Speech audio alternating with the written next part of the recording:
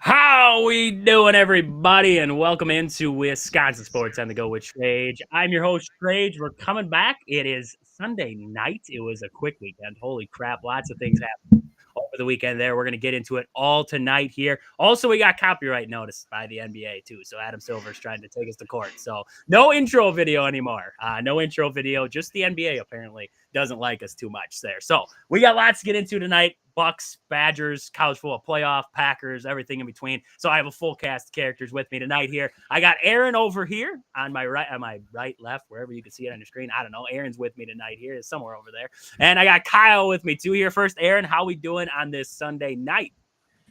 Doing good. Yeah, doing good. All things considered, could be a lot worse, but not happy with a big result this weekend, but it's all good. Life goes on no matter what. And yeah, it was like 50 degrees here today, so kind of crazy. I mean, break out the shorts, boys. Break out the swimming trunks. Why not? But it's short weather over here right now. It's craziness right now this time of year. But we're up in the 40s today too. At one point, we're gonna be in the 40s tomorrow, so we're getting warm, and then it's gonna be like -5 again. So we're gonna top back off right away. So we'll see how that goes. But Kyle, how we doing? How we doing on this Sunday night here? I mean, I'm good.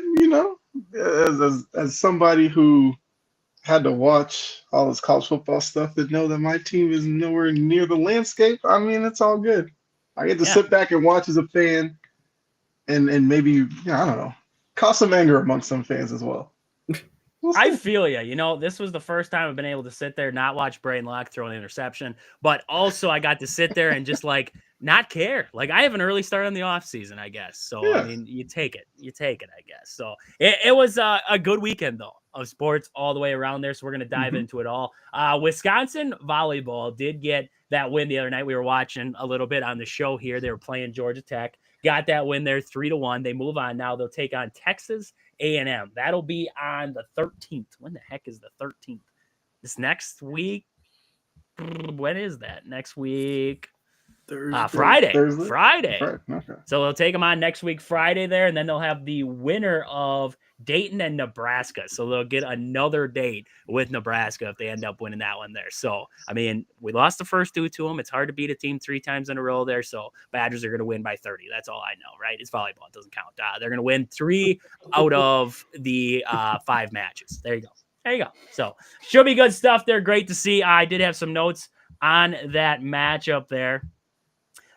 Wisconsin went 4 sets, pulling it off against Georgia Tech. They reached the Sweet 16 for the 12th straight year. During the match, Devin Robinson hit 500 career blocks, which is impressive there. Devin Robinson getting 500 career blocks there. Wisconsin will be going into the 3rd round against Texas A&M in Lincoln, Nebraska on Friday, December 13th, 6 p.m. So it'll be a 6 p.m. start there for that one. So all the way around, Wisconsin volleyball gets the job done. They're going to another Sweet 16, 12 straight time. They're going to the Sweet 16 there, and they'll be taking on most likely Nebraska on the backside of that, but we'll wait and see what that matchup's going to look like there. So good stuff there from Wisconsin volleyball. Wisconsin football just wanted to tap into it. They did make, Aaron, we were talking about it the other day, Jeff Grimes. We were talking about it, and we were discussing what we thought. Would he be a good fit for the Badgers? Well, they must have thought so because he is the new offensive coordinator in Madison there. He's bringing over a scheme, a lot of running, right? A lot of hard-nosed football. This seems like the guy that maybe would have been the best bet the first time around. A guy who isn't, we're almost going backwards now. We went from a run scheme, a run heavy, run package to now going to an air raid. Now we're going back to it. We're going back to hard-nosed football. So it's like we're going back and forth at this point. But Luke Fickell playing back to what built Wisconsin to what it was at one point. Offensive linemen, running backs. It's still going to involve the passing game a little bit there, but you're trying to establish the run once again. So Jeff Grimes is going to find his way into Madison here. I'm excited. I'm excited to see what he brings along with him. I'm really hoping that he brings Jalen Daniels with him, brother of Jaden Daniels. I'm hoping he brings him from Kansas with him there because I think he'd be a great quarterback to start out with there in Madison. So would be good there. And also kicker Gavin Lamb announced he's going into the transfer portal. So the Badgers lose a kicker there. We have sucky kickers anyways. So hopefully we can find another one. I don't know. Hopefully we can find another one in the transfer portal. But transfer portal does open up tomorrow. And we talked about it, Aaron. I thought the Badgers needed to get this done. You got to get an offensive coordinator because how do you talk to transfers and say like, hey guys, you should come to Madison if you don't know what even offensive scheme you're going to have going into the next season? So now you bring in Jeff Grimes, you have a plan at least, and now you can go out and get your guys. Maybe it's guys from Kansas. Maybe they start transferring out. You grab some guys from Kansas where he just was. Those little things where you're able to build your team now knowing who your coordinators are, who your coaches almost are going to be. He's still looking at a quarterback's coach, but you're still looking out there to see what you can find in that landscape of things. So, what do we think? Do we like the hire of Jeff Grimes to the Badgers there? Yeah, we talked about this the other day on all the strengths that Kansas kind of had. Especially in the run game, I think they were like 15th or 16th in the nation, when you all broke it down. And I know, Trajan and I, we talked about how third down efficiency was like crazy, like one of the top teams in the nation as well. So just those two things, you're looking at it from a far lens, but, we even talked about it, when he was at Baylor, how he was, elevating that offense. So, good track record. That's what you want to bring in. You don't want to bring in a guy that has like a shoddy track record and think you can fix him. I think at this point you need to bring in a guy that's established, which he is and had success prior. And like you said, play to kind of how Wisconsin used to play with, heavy run game, big offensive line, just out physical you in the trenches, that type of thing. And this kind of like goes right to that point. And as long as, they get the right guys in the building, you would think, you hit the ground running with this one. Kyle, what do you think? Good hire for the Badgers? I was just looking at like the Kansas Jayhawks, their stats and kind of where they ranked. And like Aaron said, like they were really good running the ball. They averaged 200 yards a game. That was good for like 17th. And also, like Aaron said, like when you think Wisconsin, you think about their running back play from years past.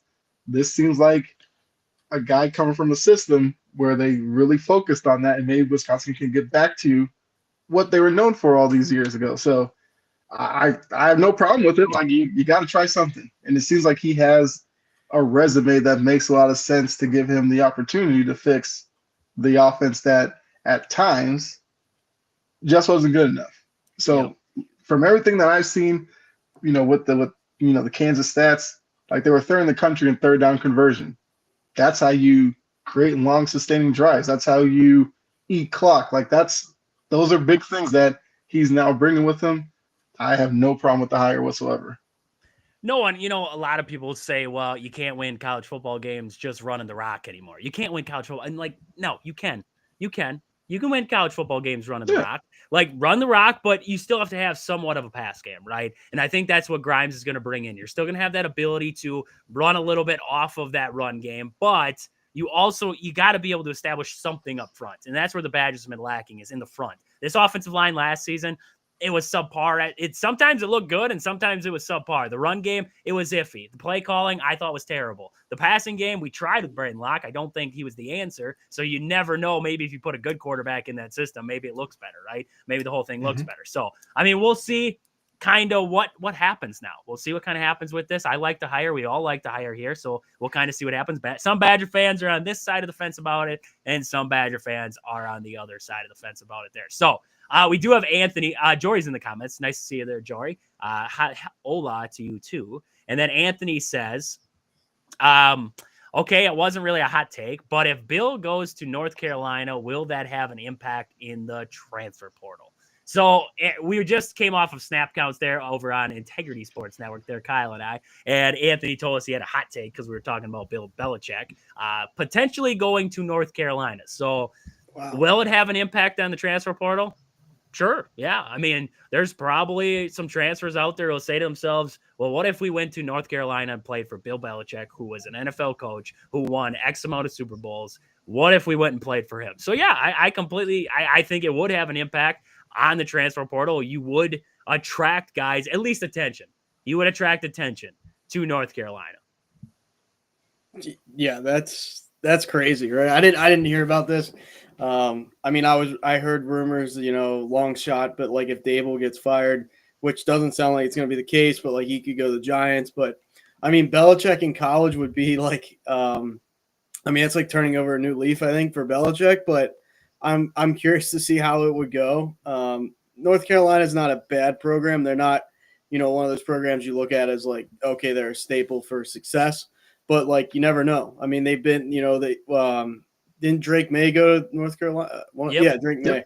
So it's not like they get, nobody out of there, but it's I mean, obviously it's a basketball school through and through, but it's I mean, yeah, you never know. And I mean, I think a lot of kids would sign up to go like on the defensive side of the ball because Belichick can coach a great defense. So like if you learn from him at the college level, I mean, who's to say that, they don't become one of the best defenses in the country? It definitely could happen.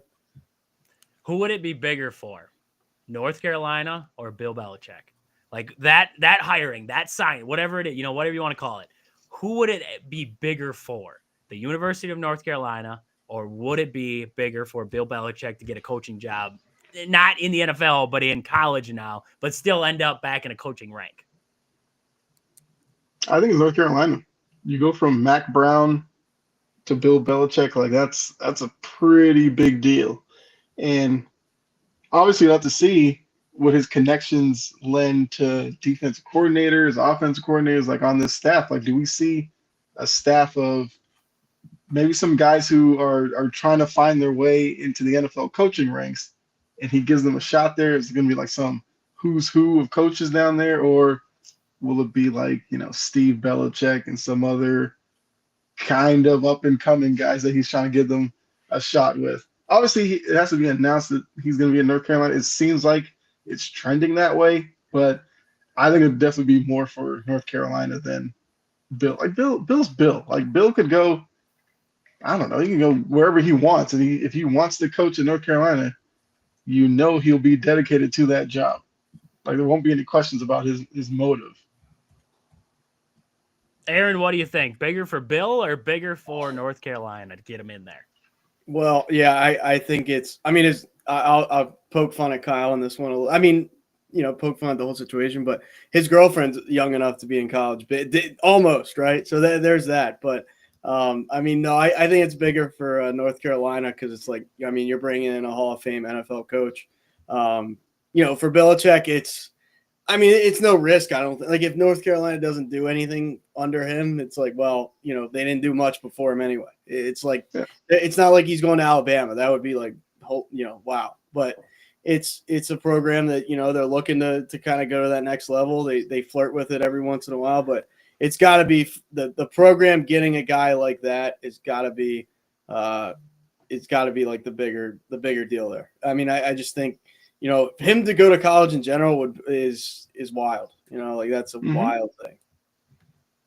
Yeah, no, I would completely agree there. And yeah, I would say it's bigger for North Carolina because the transfer portal thing is interesting. Bringing in, like you guys were talking, him being a defensive head coach, that would bring in more guys on that side there. So it would be a splash hire. Will it happen?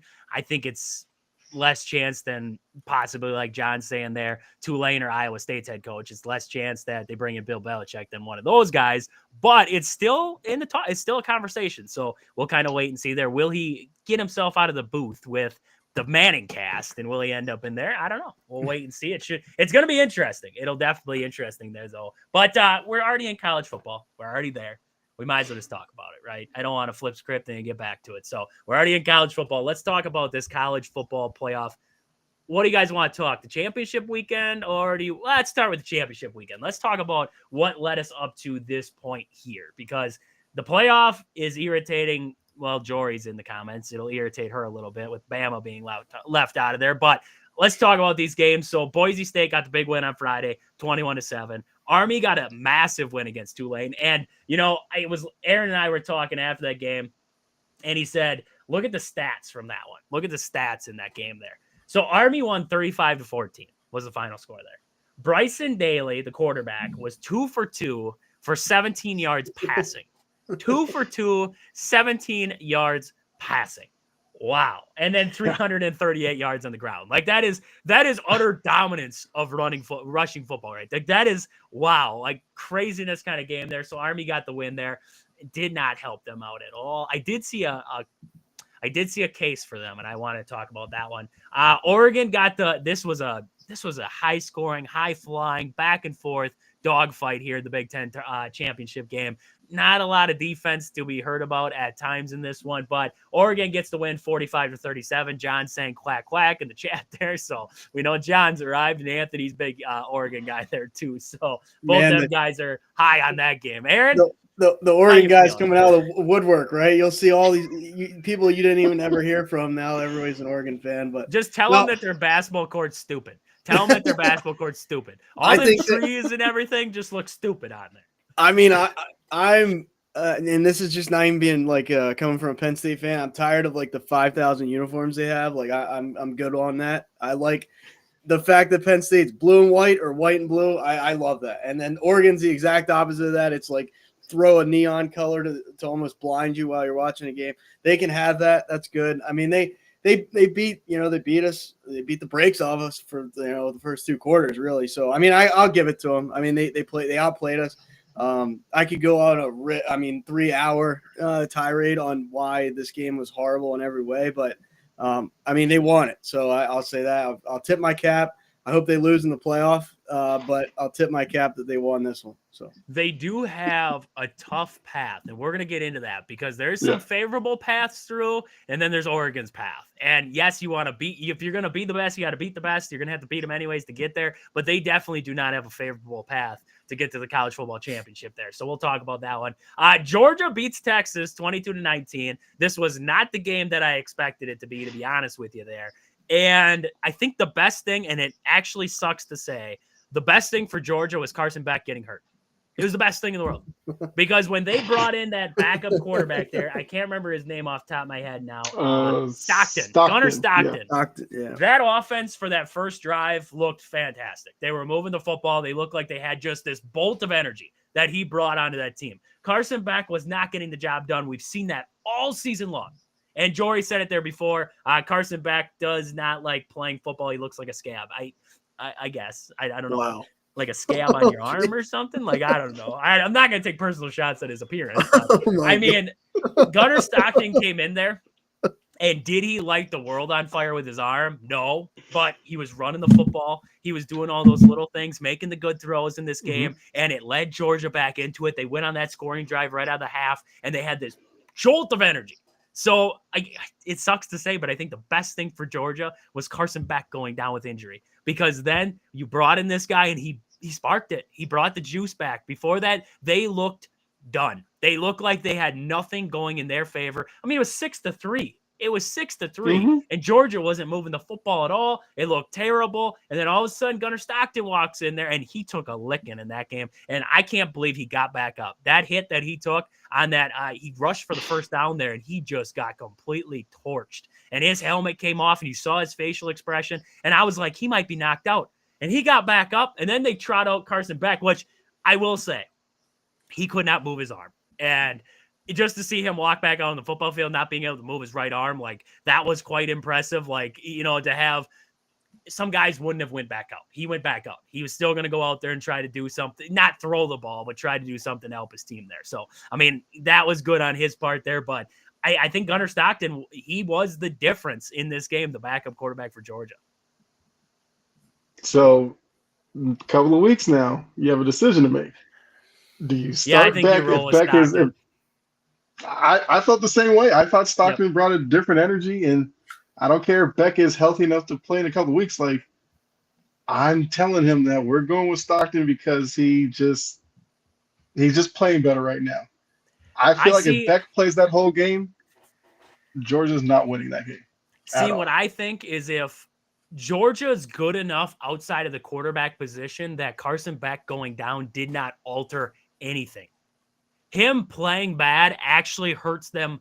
Him playing the way that he's been hurts them more than him getting hurt and bringing in the backup quarterback. which I think that is the decision that you're making now is, do you trust him to have a good game? Finally a good game, because he's went through a stretch of bad games. Do you finally trust him to have a good game in a big moment?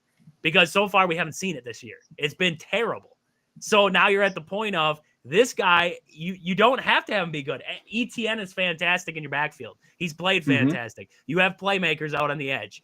You just got to get him the football. Does Stockton do that more efficiently than what Carson Beck does? And watching that second half, I don't know how you would argue against it at this point. Yes, the sample size is small. Like, it's small. Maybe he goes out and he goes in that first playoff game and he gets like lit up and then it all changes, right? Maybe I would say you go with Carson Beck. I'm not going to say you start Stockton. You go with Carson Beck. He's your guy. But if you start to see trouble, and you have to foresee the trouble, if you start to see the trouble, you just done. Get him ready to go. You move on. You move on with them. Exactly like Nick's. I mean, you just saw, Jalen Hurts get pulled for Tua back in the day. Nick Saban pulling that move at Bama. Like, same thing here. Like, if you're not feeling Carson Beck, like, don't be. I don't think Kirby Smart cares what people's opinion. Like, he's one of those coaches where he does not care. Like, he's going to win a football game no matter what. He's not afraid to step on toes. Like, I think he'll pull, if Carson Beck's playing bad for a quarter, half a quarter, pull him. Like, you know what I mean? It's not Stenson Benton back there. Like, not to say Stenson Benton's amount in anything in the NFL, but in college, that guy could sling it. You know what I mean? Carson Beck is not even half of what Stenson Bennett was. And I'm not saying Stenson Bennett's like amazing, but like, you wouldn't even think about pulling that guy. Carson Beck's like, doesn't move the needle. Like, he just doesn't. Yeah, no, completely agree. So Georgia wins the SEC. They defend the SEC because if Texas would have won that one, I mean, and SMU would have won, we would have seen new conference teams come in and they just mop the floor with the old conference foes. So, I mean, Georgia defends the SEC for that one. The next one, Clemson pulls off the win against SMU. They got themselves into the playoff with 3 losses, 34-31 on a walk-off field goal there. SMU played well. I mean, they played well in that game. I actually honestly went into that game, and the start of that one when it was 24-7, I was like, this is what I expected. This is what I expected. I expected Clemson under Dabo Swinney. He's a been there, done that guy. He knows how to get there. He knows how to win big games. I expected Clemson to go and just knock him out. I did. And then SMU proved me wrong in the second half. They came back. They put on this amazing comeback late, and Clemson had to use a late field goal to try to win it. SMU stepped up in the second half. It was a tale of two halves in this one. SMU was definitely the better team in the second half. Clemson built themselves a big enough lead in that first half to get themselves out of it. But, I mean, thoughts on that ACC championship game? Yeah, I mean, going into it, I was excited to see what SMU would look like because they, being the new team into the ACC, a lot of people didn't know, how they would, do and all that. And to find themselves in that situation, it looked like early on, obviously Clemson, like you said, knowing that territory, played like a team that kind of understood the gravity of the matchup while SMU was trying to find their way. But then once they got it going, I thought, because we know what their offense, they love playing up tempo, they love big plays. And usually once it starts rolling, like SMU can be a juggernaut offensively.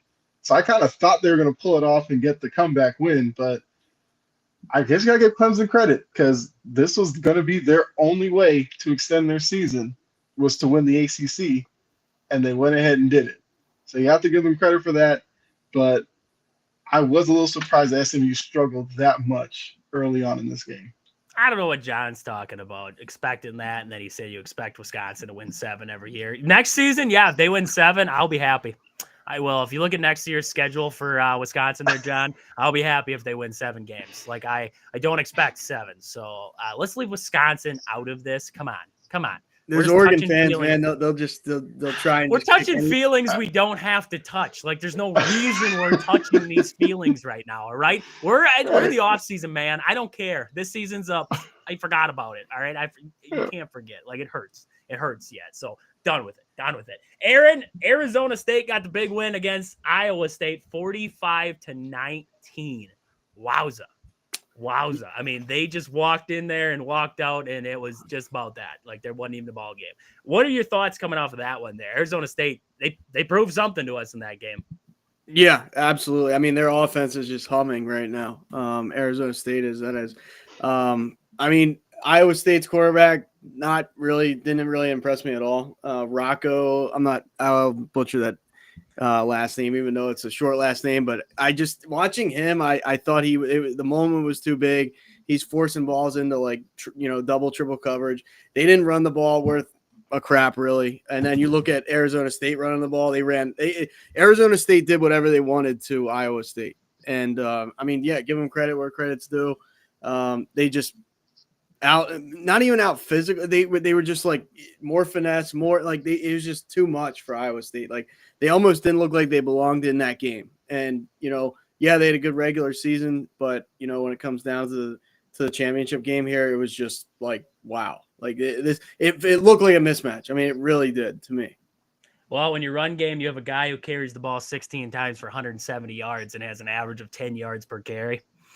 That'll do it. That'll do it in any defense ever. So Iowa State, we know where the weakness is. It's up in that defensive front there. Can't stop the run. That's what we're seeing out of that one there. So we're going to get to the college football playoff next. I want to hit a commercial break here. We got new ads. My wife, she made up the new ads for the show here. So we're going to hit the ad, and then we're going to come back, and then we're going to get into the college football playoff. So we'll see you on the other side of the first ad break.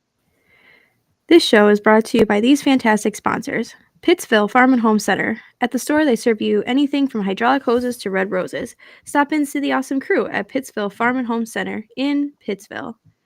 Next, we have Sport and Spine Clinic of Greenwood. Have you been injured recently, whether it was at work, shoveling snow, or mowing the lawn? Stop in and see Chad at Sport and Spine Clinic in Greenwood. He will get you right, get you back to work, back to shoveling snow, back to mowing the lawn, doing whatever you were doing, feeling better than ever. And then we have Game Day Supply in Onalaska. Do you have a sports club or team? Are you looking for some sweet custom uniforms or apparel? Check out the awesome crew at Game Day Supply in Onalaska to help your team get the sweetest gear. Fantastic stuff. She did a good job. And if you guys out there don't think she did a good job, screw off. I don't care. I thought she did a fantastic job. So there's some of the ads there. We wanted to get some commercials in there because when this flips to a podcast there, I used to run them across the bottom line, but when it flips to a podcast, people can't see the bottom line there. So I wanted to make sure that everybody heard them. Great stuff there. So let's talk about this college football playoff here because this is where Jory's going to get fired up. This is where Aaron might get fired up here. I don't know. We'll see what he thinks. Actually, Aaron, I'm going to be honest with you. I'm going to be completely, utterly honest with you before I even not reveal because everybody already knows, but name these teams off and we'll talk about it. Penn State got a perfect path to get to the Final Four. They got a perfect path. It's set up in front of them. So I want to talk about it now. Let's see. Tennessee got the 9. Ohio State got the 8. Okay, so that lines up our top left of that bracket there. We see Oregon in the 1 spot. The winner of Tennessee, Ohio State would have Oregon. Clemson gets the 12. It looks like Texas got that 5 seed. We're going to see the winner of that take on Arizona State, who got the 4 seed in there. Georgia gets the 2 seed. The winner of Notre Dame, who got the 7, and Indiana, who got the 10, will face off with Georgia in that second round. And then SMU got the 11. Penn State got the 6. The winner of that plays Boise State, who got the 3 seed. Now, why I said, Aaron, you got a great path is because I think Penn State's better than SMU. SMU is going to give you trouble, but I think they're better than SMU. I think Penn State's better than Boise State. They got a perfect path to get themselves to the Final Four. Tennessee, Ohio State, Oregon got screwed as the 1 seed because you have to play the winner of Tennessee and Ohio State in the second game. And if you face Ohio State again, we know Ohio State lost to Michigan, so yes, check the boxes across. But Ohio State's had a ton of rest, and they're going to come out hungry for a ball game there against Oregon. That could be a tough game for Oregon there. Texas, Clemson, winner gets Arizona State. I like the odds of Texas probably going through there, and then Indiana and Notre Dame. Georgia gets the winner of Indiana and Notre Dame. I mean, Georgia is going to have a pretty easy path. That right side of that bracket is honestly, to me, the easiest path to get through. The left side over there with Tennessee and Ohio State, I don't know. Like, that's a tough 8-9 team to play if you're Oregon coming out of that first round. I did see Joel Klatt said that they should he said something. I was going to see if I could find it. Joel Klatt said, what a horrendous job this committee did. The team that was penalized the most was Oregon, and the team that was rewarded most was Penn State. I guess the Ducks should have laid down in the 4th. Just atrocious. He said the obvious fix to this format, reseed after the first round to reward the best regular season. First off, Joe Klatt, shut up. Just done with that.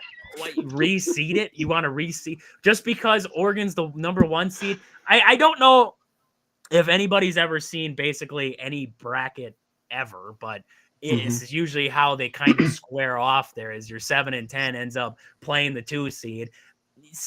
Would you want, okay, so let's just say, how would you even move the bracket? Would you move the bracket for the winner of Texas and Clemson to go face Oregon then? What do you want? The NFL reseeds them. The NFL does reseed. The higher seed will get the lower remaining seed from wild card weekend. So I guess that's where Joel Klatt's going with this. So it can be done.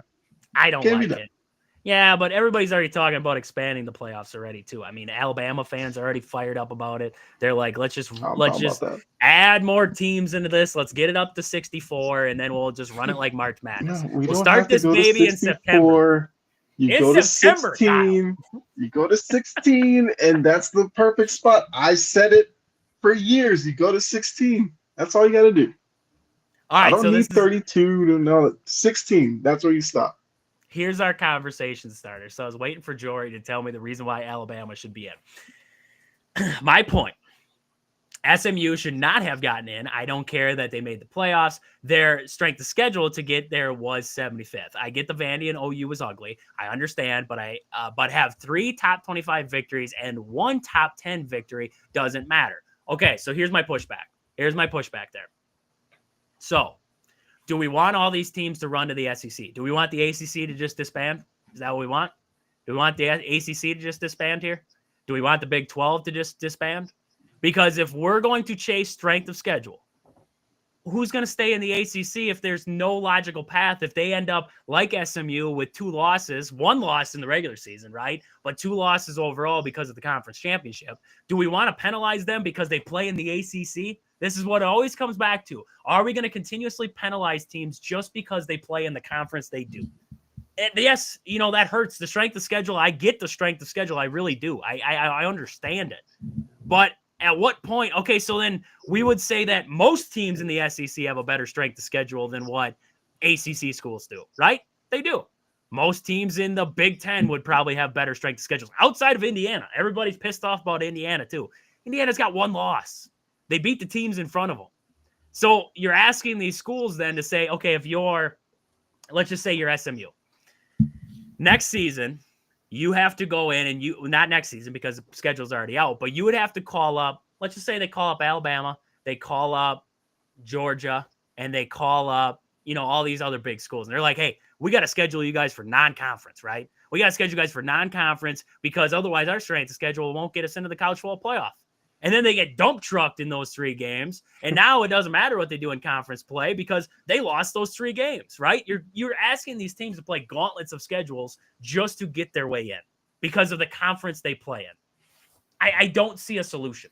I don't see a solution to the problem just because if you're going to play like that, then, okay, do we make 2 just big power conferences? Like, is that what we want to do? Like a West and an East, and we just put all the teams in there and you guys just play all of each other? Like, I don't get what you want to do because otherwise you're asking teams to leave their conferences like Texas, like Oklahoma, like all these Pac-12 teams who all had to leave the Pac and jump over to the Big Ten and jump over to the ACC. They had to join them because their conference wasn't getting recognition for what they were doing inside of their conference. Oregon just went and they won the Big Ten, or the Big Ten, right?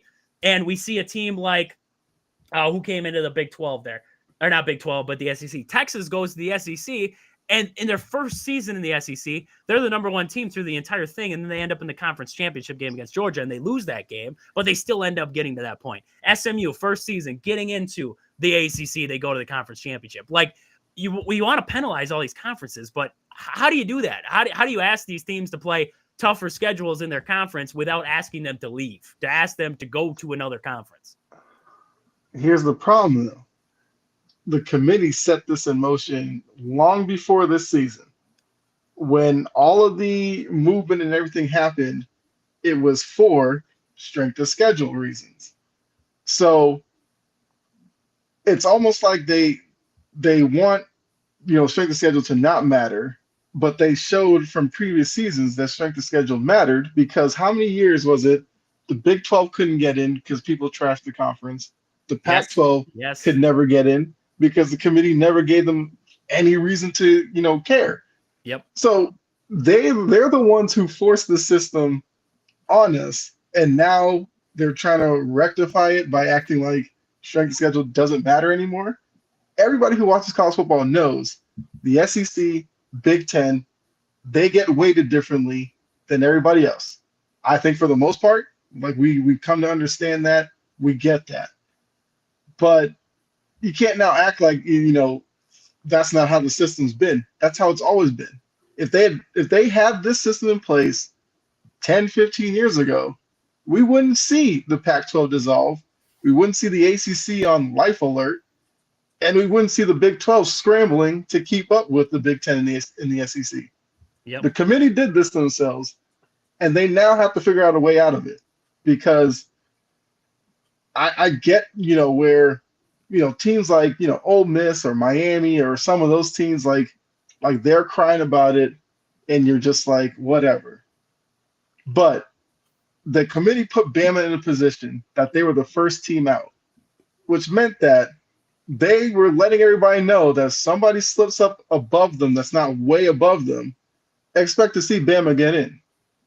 So when we were watching Clemson and SMU, you looked at that game and you were like, Clemson's out of it, right? Clemson loses, who cares? SMU wins, things kind of stay the same. But the minute SMU lost and they were like 8th or 9th ranked, everyone in the back of their mind were like, y'all kept Alabama at 11 and 12 for a reason. So then they did that. And then when it came down to doing what everybody assumed was going to kick SMU out, because the ACC for a lot of this looked like they were going to get their conference champion in, and that was it. Then why'd you reverse course and then keep SMU, leave Bama out? And the biggest thing is these committee members, when you ask them about it, they don't do a great job explaining it. So it just feeds into why people are so upset. And it's to the point where I think some people are done with this committee. They feel like the committee is like counterproductive to the system. And I've seen where people are like, what if you keep the expanded playoff and you go back to computers? Now, the only problem was when you had the computers before, nobody knew what the computers were computing. But at least you knew the computer, they put in some numbers and it came up with a listing. If they went back to that and they had some transparency and told schools we're focusing on strength of schedule and all this, then they can know how to schedule their season. That's another problem college football has. Not every schedule is created equal because there's no governing body. So you're out there just scheduling whoever you want. And that's where previous seasons, SEC teams can schedule a directional school the week before conference championship and take advantage of that, while other conferences don't have that flexibility. So the committee created this. Now it's a bit of a mess, and they're trying to act like they didn't create the mess when they are the ones who created this, and now they have to fix it in a way that gives these schools a way of understanding what's their best way of making this playoff now.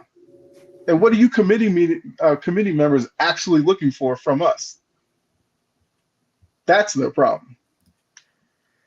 I agree. I have never liked the committee at all, over the years. But what my point is, what I'm trying to, the whole point is that how do you ask, okay, look at Indiana this season, right? They got the easier side of the Big Ten. You can't help that. The Big Ten's going to schedule you. You don't get to pick who you play. But if we get to pick and Wisconsin pick their next season schedule for the Big Ten, I'm going to go down there and kick Luke Fickell myself, because we're coming off a crappy year and you pick those teams to play next season. You should be off as a coach anyways. So it's tough to pick the conference games first off. So how do you penalize Indiana for the conference games? Because their one good one was Ohio State. Outside of that, they played the rest of the bottom barrel of the Big Ten. And then you look outside of conference, you look at Alabama's outside of conference. I mean, you played Western Kentucky, you played South Florida, and you played Wisconsin. And we know what Wisconsin ended up as being. So the strength of schedule was not helped out there. And then midseason, you played Mercer. So in that portion of it, we're going to penalize Indiana for being in the Big Ten and playing the bottom of the barrel of the Big Ten, but we're not going to penalize Alabama for losing to Vanderbilt, for losing to a Oklahoma team who is terrible, and losing to a Tennessee team who is good. Tennessee got in the college football playoff, so they're in there, but that loss looks good. It's just that Vanderbilt loss, and it's that loss to Oklahoma that knocked the resume for what Alabama was as a team this season.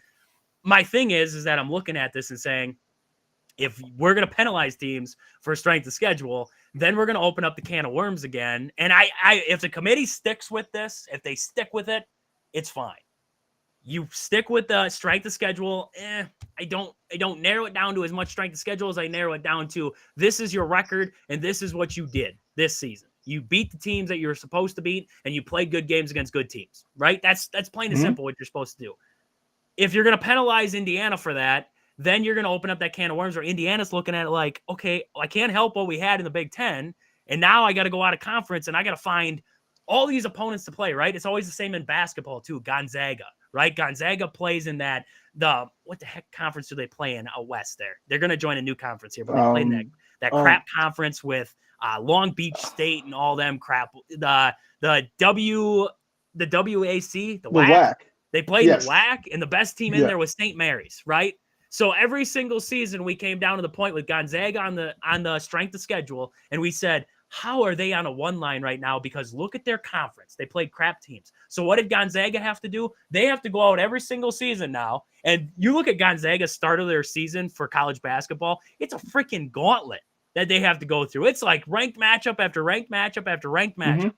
You can't do that in football. Like, you're asking Indiana to go out and play the Alabamas and the Georgias and the Texas and everybody else in a 3-week stretch just to make their record look good enough that when it comes down to this, at the end of the season, an 11-1 record looks good. Like, yes, it would look great if they beat all those teams, but they didn't. But how am I going to penalize them? They have one loss in an entire season in the Big Ten, which is a good conference. Alabama's got 3 losses overall. They lost 3 games in the SEC, which, yes, strength of schedule, I understand that. Those teams but I don't think Indiana's the target. I don't think Bama fans are going at Indiana. Their issue but you're going at SMU. Yes.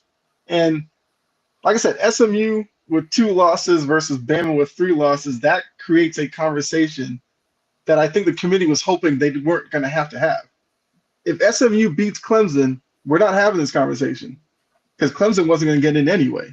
Clemson was ranked like 17th. So a loss just pushes them further out. Miami was already on the outside looking in, and Miami was behind Bama. So that wasn't going to be a factor.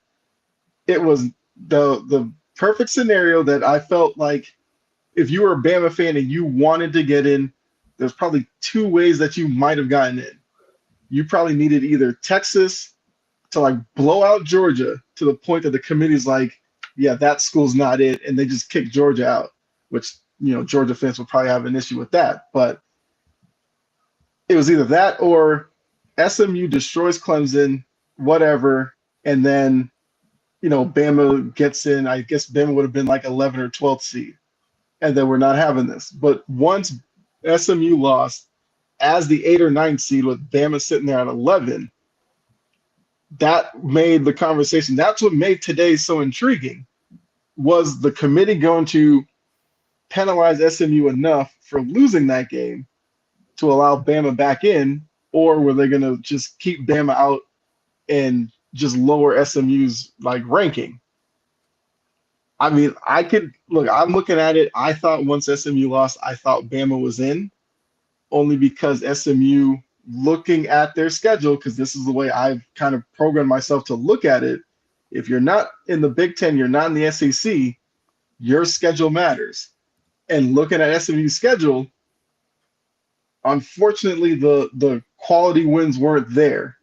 But it's also, like you said, that's the schedule that they had, so you have to kind of give them that.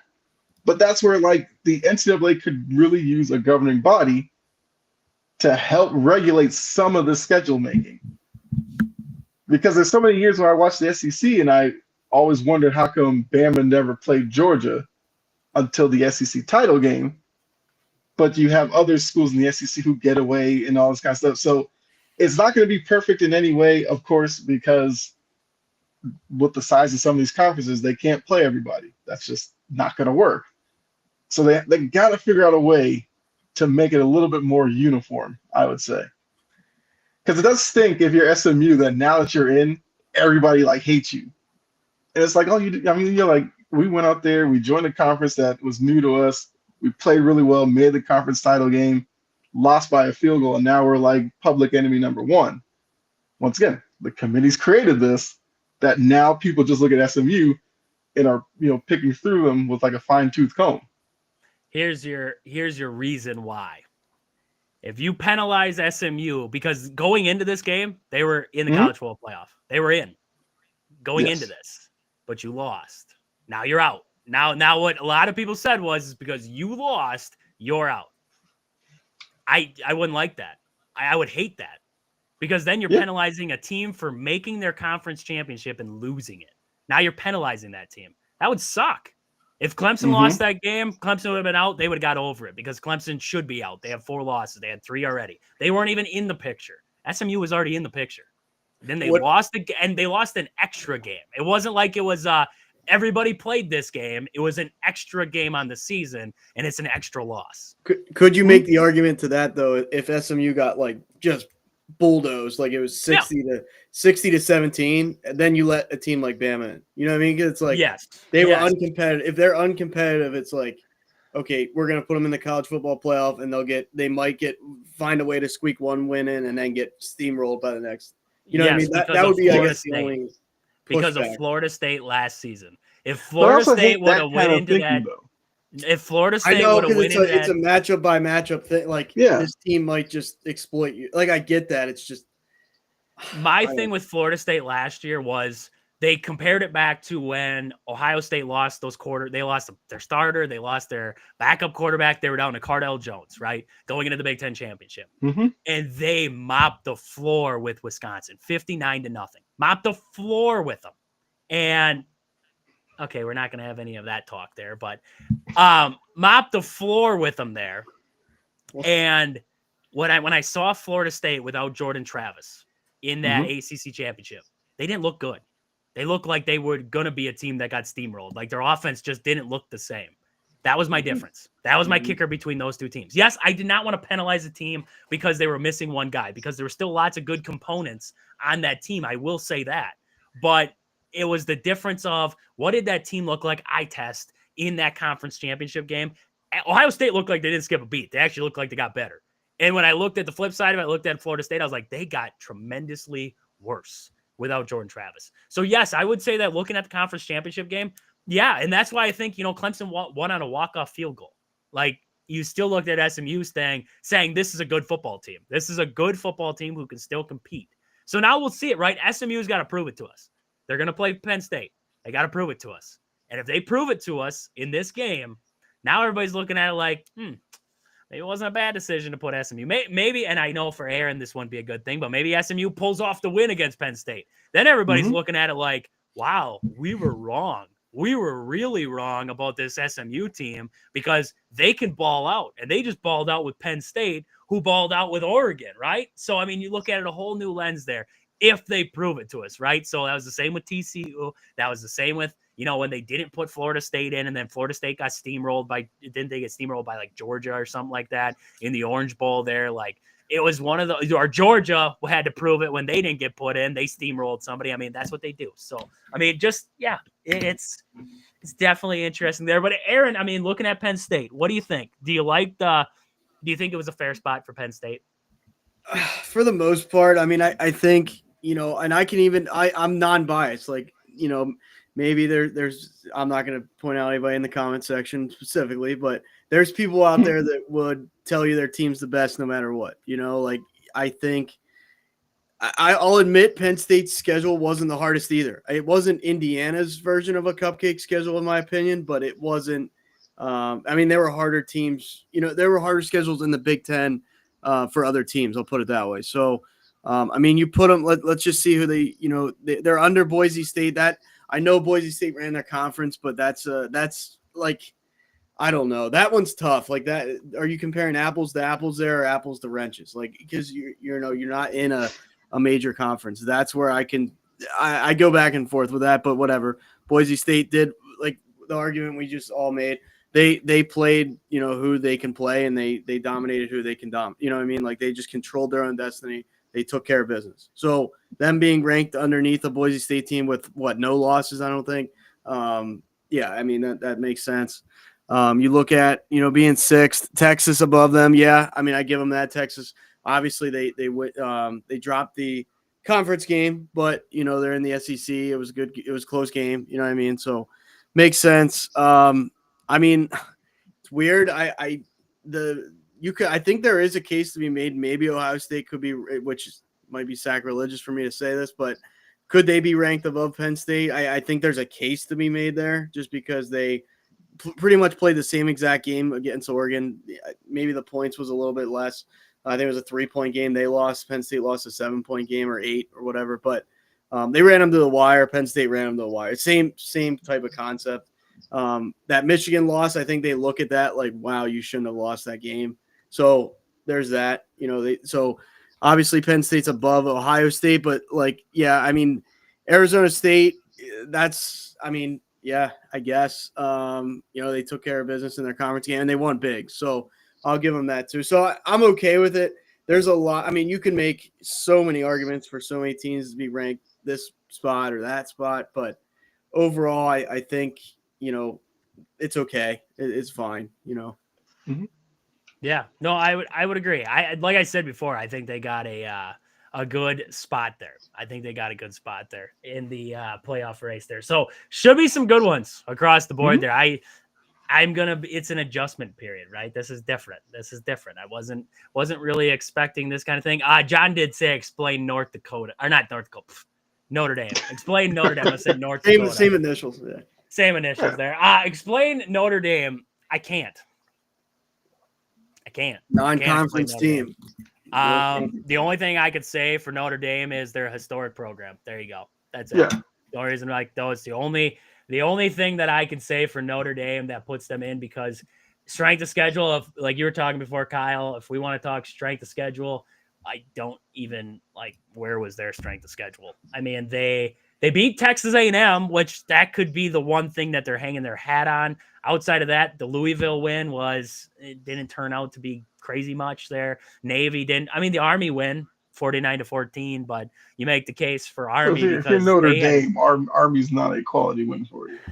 Army had one loss on the season, and it came to Notre Dame, and Notre Dame's one loss came to Northern Illinois. So, I mean, you could make a case for Army to be in there ahead of Notre Dame just simply off of the one loss came to Notre Dame and their one loss came to Northern Illinois, who had the better loss. I mean, so yeah, strength of schedule got tossed. We know that. Strength of schedule got tossed out. That is just how it happened. Yeah. It sucks. I know for, you got Alabama fans like Jory. I understand where you got upset with this. I think it's to me, it's the right thing. It is. If they're going to stick to this motto, I think it's the right thing. Because you don't penalize teams for playing in the conference that they're in. You let the record show the proof, right? And I think that's what you have to do. It's like the NFL with NFC South teams and that kind of thing. They all suck. So you play them twice a year. So you're going to have 6 games come off of just your division and you get 6 free wins right there. You're not penalizing that team for getting into the playoffs there. So I don't know. I don't know. It's not a perfect system. I don't think it's ever going to be perfect. Somebody's always going to be upset. We got to the 12. We were in the 14 playoff. FSU fans were upset. Now we get to the 12-team playoff. Alabama fans are upset. Miami fans are upset. So let's just make it 64, run it from September on, and then nobody will be upset. Nobody. They need to listen to me. Go to 16. I'm telling you. 16. Here's my last idea. I do think there's 2 things that have come from this, though. One, clearly Notre Dame doesn't care about the automatic qualifier for winning a conference title. No. That didn't push them to a conference. Nothing will ever do that. So they're fine being fifth seeded as their best bet. They're okay with that. And I think the second thing is, do some of these bigger schools now change the way that they do their scheduling? Because of now the committee showing stacking your schedule with big name out of conference schools doesn't necessarily work for you in the end. do we see that kind of go away? Which I think would be kind of bad, but I think this first year of this is going to change the way some of these schools approach next season. Yeah, no, I would agree. I agree 100%. It's going to be interesting to see what the landscape looks like. And I know the talks are already there about expanding the playoff already. So we'll see what they do. We'll see what they do on the backside of there. But college football playoff has been revealed. When do the games actually start? Is it the 20th or the 21st? Yeah, 21st. Indiana plays on the 20th. Yep, Friday the 20th. Outside of that, everybody else plays on the 21st. Mm-hmm. Okay. So Penn State got the 11 o'clock start, and Texas and Clemson play at 3, and then Tennessee and Ohio State will play a 7 o'clock game. So that's kind of where we're at. So we'll see. I mean, can't wait for some good college football there. That's going to start up, 2 weeks from now? So they get a little 2-week bye there, and we'll see what happens there. Georgia gets 3 weeks to figure out what's going to happen with Carson Beck. So we'll kind of see what they decide coming out of that. So better than that freaking month, like till bowl games. Like that drives me. I'm just like, I forget about college football existing, when they go a month, and I'm like, okay, what team's going to be less rusty? Like I don't like I'm not saying that's an excuse because both teams are on that, but like when your team's in the Rose Bowl or something and you're like, all right, it's 34 days till we play. It's just like, why? Like I don't like that. It could almost benefit teams to play in the first round versus playing in the second round. Because now you have 2 weeks off versus 3 weeks off. Yeah. I don't know. 3 weeks is substantial. Like that's all right. So we'll see what happens with the college football playoff. Should be some good stuff there. But let's jump over. We're going to look at some college basketball now because the Badgers were in action against Marquette over the weekend there. And, well, the Badgers lost. And it sucked. And I had to go on Twitter to see what the reactions were. And I you know what?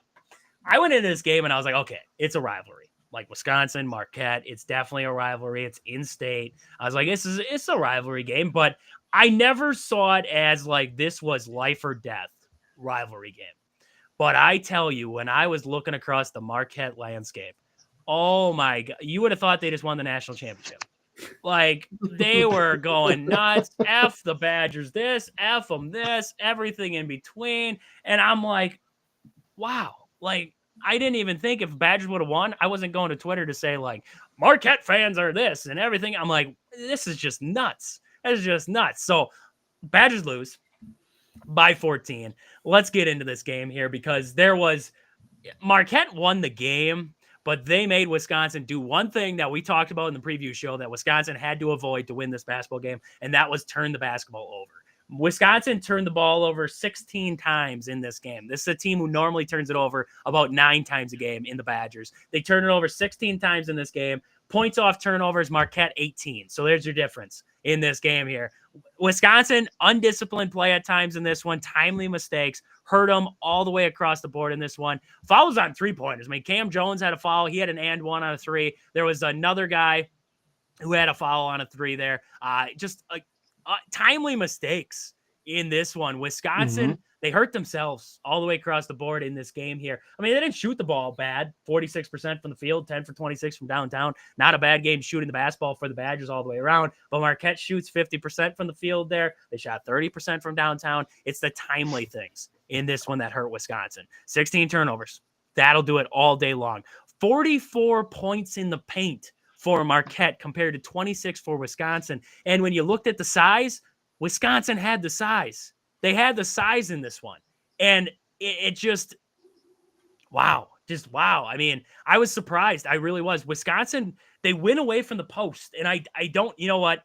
Steven Crowell might not be the greatest big man in the world. And everybody's going to tell me that. He's soft. He's like Charmin Ultra soft out there. And Nolan Winter is not up to playing up to par as a Big Ten big man. I will agree. But you can't go away from the post. You can't. You have to at least establish something on the inside, whether it's just getting Steven Crowell the basketball to kick it back out. You got to have those little things throughout a basketball game to get the ball moving. And Wisconsin just went away from it. They just went away from the post. Not a lot of post touches there for a while. And this game just got out of hand.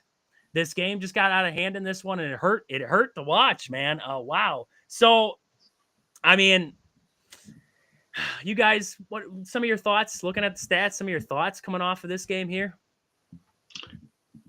I mean, if you're looking at a score like 88-74, but you look at the stats shooting wise and everything looks pretty similar. In a game like that, that's where turnovers are kind of magnified even more. Like 16-5, like that's how you lose a game like this by double digits. And also, I'm kind of surprised you didn't think the Marquette Wisconsin thing was like a legit rivalry. Isn't it the same state? Like that's gonna bring that hatred from one side. I mean, I know different conferences, but it doesn't bring the hatred from Wisconsin. Like it doesn't. that's I all don't right. That's have. 'cause you're I the- don't that's like 'cause you're in the Marquette. bigger whatever. You're in the bigger conference. It's different for you, but for Marquette, like this is This is it. Their little Like, this brother. is Yeah, all. their little brother. yeah. Like Conference wise. I guess, yeah, like 100%. I did not realize, like, I knew it was a rivalry. Don't get me wrong. Knew it was a rivalry. I knew, the fans would be a little amped up coming to this one. But this was just different. Like, they were just going ballistic on there, and they were shooting out F-bombs, F Wisconsin, Tanjay this, everybody this. I'm like, wow. Just wow. I mean, they're also a top 5 team, so they got a little. They definitely have a lot of confidence, going into all of this. Oh, yeah. So I feel like that's probably going to be expected. But yeah, so I guess for me, just looking at the stats, it's like the turnovers are definitely glaring when you look at everything else being so close outside of points in the paint. But a lot of that comes off of the turnovers and getting out in the transition and everything like that. So if you're Wisconsin, you look at this and you go, hey, you take care of the ball. You're right up there with the number 5 team in the country. So that's what's got to be for you. Take care of the ball. You can play with just about anybody in the country. Yeah. No, I would agree. Aaron, anything you got to add on that? Yeah, kind of the same thing. I mean, I think defensively, I mean, I know, now I'm going to talk out of both sides of my mouth, but Wisconsin shooting 46%, like not bad at all, obviously from the field, but you don't want to see Marquette shoot 50%. Like that you got to D up them better than that. You know what I mean? So in addition to what Kyle said, the turnover battle just being so lopsided, unfortunately, there for Wisconsin, like you want to, at least have that closer if you're going to commit turnovers. You want to force them into turnovers or just cut down in turnovers in general. But yeah, I mean, just like Kyle said, also, the rebounding battle, neither of these teams rebound well. And then, we saw that here. It was like, it was pretty much down the middle. So, we're in an area where maybe you wanted Wisconsin to kind of be better because you're going against a team that can't rebound, in the same light. Okay, let's try and dominate the glass instead of like, Michigan, where they're more likely than not going to dominate the glass. So, I mean, just some things, you got to look at, get better at. But, yeah, unfortunately, it was just, I mean, maybe a loss like that, pisses you off more. I mean, if it was down to the wire, maybe you're kind of full of yourself, like, we were right there. Maybe, that kind of a blowout feeling towards the end there. It's like, you know what, let's get back on track. Let's get everybody, let's circle the wagons and try and figure this thing out. Yeah, no, I would agree 100%. It was one of those games, right? You went on your cold spell in the second half. You were falling apart. And I don't know. I watching this game, you mentioned it defensively there, and it was Cam Jones, 32 points there for Marquette. He kind of just ran the show. He was able to do whatever he wanted. They had no answer for Cam Jones, which you look at the guard defensively. How do you slow down a guy like that? 32 points. That ain't slowing a guy down. That's letting him. He's shooting at will in this one here. So he had a big game. Ben Gold had a good game for him. He hit timely shots.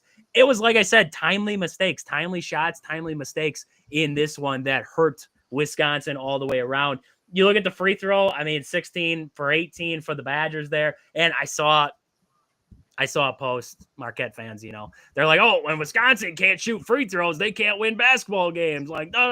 And I'm like, you guys shot 21 free throws in this game. You shot more free throws than what Wisconsin did in this one. And then this other guy here, he comes on and he goes, I saw a tweet, and it's from a Marquette guy. He goes, guard at the under 8 media timeout. So as Fox always flashes to the coaches and they'll listen to what they're saying in the huddle. And he said, we gotta get fouls and get to the free throw line. Said, and then he said the Badgers rely on the Zebras. This is why Badger basketball sucks. Down by 12. So he says this is why Badger basketball sucks. The Badgers were down by 12 at the under 8 media timeout. Why would you not try to draw fouls to score with the clock stopped? Mm-hmm. Just a crazy thought. I don't know if this guy, Marquette, I don't know if they all they have is basketball, so I don't know why he doesn't understand basketball. It should be all you're watching if you cheer for Marquette. But why would you? I don't even understand that. That was the stupidest tweet I've ever seen. I didn't even comment because I was like, this guy is just hurting my head right now. It's just the dumbest thing I've seen. You're down by 12. Why would you not tell your guys, hey, if you can get to the lane, if you can get down the lane and draw a foul, get to the free throw line. Like that's what you got to do. So just Marquette fans just drive me absolutely. But all in all, Badgers dropped this one. John Tonje got into foul trouble in this one, was kind of it. Got into foul trouble. They had to pull him out. Sat on the bench for a little while there. Wasn't working out too well in this one for him. Wasn't able to get to the line, which, that's what Marquette fans will tell you too. John Tonje wasn't able to get to free throw line, so he wasn't effective. John Tonje still a good basketball player. I don't know who else needs to hear this, but he's still a good basketball player. So he gets 14 in this one. Klesmit, you got to take some good from this game, right? Klesmit got on the right track. We talked about him leading up in this one. He had to get going. He had 22 points in this one. He was 6 for 11 from downtown. He found his stroke from the perimeter. So that was good signs there. Blackwell gives you 17. But the problem right here, we talked about Steven Crowell down in the paint. He had to give you something. He had to get something going. 2 points. He had 2 points. Your 7-footer goes for 2 points in this game here. Pretty much a non-factor. Outside of rebounding, he had 11 rebounds for you. Outside of that, 2 points in this one. That tells you either A, he wasn't getting the basketball enough, or B, he wasn't trying to, or even looking to score. Combination of both. You got to get this guy the basketball down in the paint, and he's got to look to score down there, because if you cannot establish any kind of big man play heading into the Big Ten, you're screwed.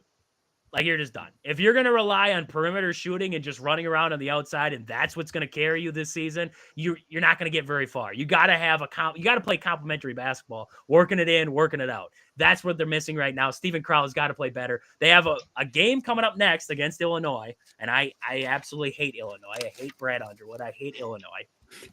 I love seeing him freak out, though. I love seeing him freak out. It's always a good time. But you got to get this bounce back, because you've dropped 2 in a row now. You lost to Michigan. You lost to Marquette. You're now going to go face Illinois. Then you're going to play Butler, and then you're going to have Detroit Mercy, and then you're going to get into conference play for the rest of the season. You have to have this game against Illinois. You have to have a bounce back here. We talked about the road games. This was your first true road game. You got kind of mopped by Marquette there. They got ahead. You weren't able to find your way back into it. Another road game there in Champaign against Illinois on Tuesday. It's a quick turnaround, but you got to find a way in this one. Just a little bit of a preview for that Illinois game. Some of the main guys you're watching out for there is Avizic. I mean, this guy, big man, 7-footer there, plays in the post, plays well, leads him in scoring, 16 points a game so far. He can step out and knock it down from downtown too. So he's definitely a guy to watch out there. And then also Riley. He averages 15 points a game there. And he also shoots it at about 42% from downtown. So this guy can shoot it. He can ring it up.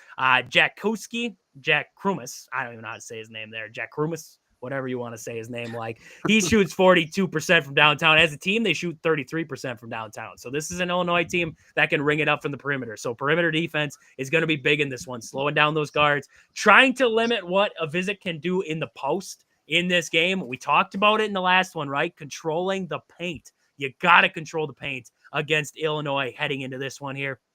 So they're averaging about 5 blocks a game, 6 steals, 11 turnovers. This is a completely different team than what you just faced in Marquette. Marquette wanted to run. They wanted you to turn the basketball over. Wisconsin played in their hands. And this one, Illinois is not really a team who's going to turn you over a lot, but they're going to turn the basketball over. This is a game where the Wisconsin has to take advantage of that. 69% from the free throw line is Illinois on the season there. So you have the free throw advantage, I guess, heading into this one. So, I mean, play that how you want to play it in this one here. But some of my keys to the game. Get out on them shooters. You got to get out on them shooters there. We're talking about 33% from downtown. Not great, but these guys, they got some guys who can ring it up. Get the bigs involved in this game. Steven Crowell, Nolan Winter, get it going on the inside there. Work it inside out. The start of a game, get it going on the inside, then get it to your shooters. I don't need to see Max Klesman come down and fire up a three with 20 seconds to go in the shot clock there on the opening possession. I want to see it get to Steven Crowell. I want to see him try to make a move in the post. If it ain't there, kick it out. Then we work from there. Own the paint in this one here. And you take care of those two things. I like the Badgers' chances there. Got to limit the second chance points in this one here. Marquette was able to get some offensive rebounds. Offensive rebounds will be big in this one. Got to control the second chance points in this one here. Take care of the basketball. You're coming off a game where you just turned the ball over 16 times. You got to take care of the basketball better in this one here to get a win at Illinois. Force some turnovers if you're the Badgers. On the flip side of that, force some turnovers. This is a team in Illinois that turns it over about 11 times a game. Get them there. Get them to that 11, push them over that 11. Those are some big things there. And defensively, you got to find some ways to get some stops. You look at that Marquette game, you found your way back to 10 multiple times in that one. You just couldn't get the key stop. You got to get some stops in this game against Illinois because this is going to be a game of runs. Just like Marquette, it was a game of runs. Badgers went up by 5, Marquette would close the gap. Marquette would go up, Badgers would close the gap a little bit. And then all of a sudden, boom, it just springboarded and Marquette was up by 14. And from there, it was over.